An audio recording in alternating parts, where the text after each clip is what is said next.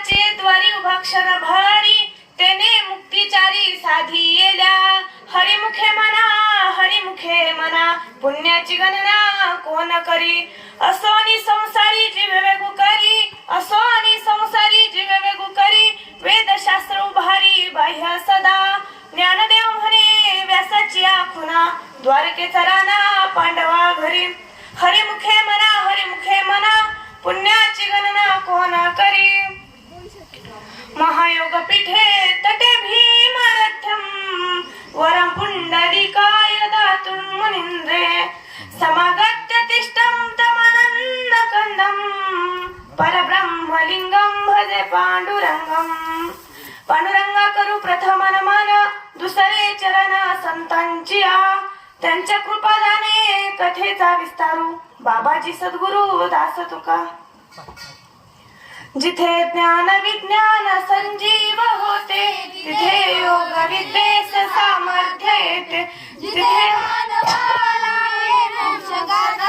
तुझा पायरीसी सदा नम्र माता नवे फूल स्वस्त वृक्षासी आले तुझे गीत ओवी सवे वेद झाले तुझ्या शब्दांत सायुजनाचा तुझ्या पायरीसी सदा नम्र माता प्रस्तुत प्राप्त प्रसंगी प्राप्त स्थळी प्रवचन रूपी सेवेकरिता निवडलेला अभंग महान संत भगवत भक्त वेद सुज्ञ वेदांचे तत्व जाणणारे माऊली ज्ञानोबाराय यांचा 4 चरणाचा उत्कृष्ट असा अभंग आपण आज येथे प्रवचन सेवेकरिता निवडलेला आहे.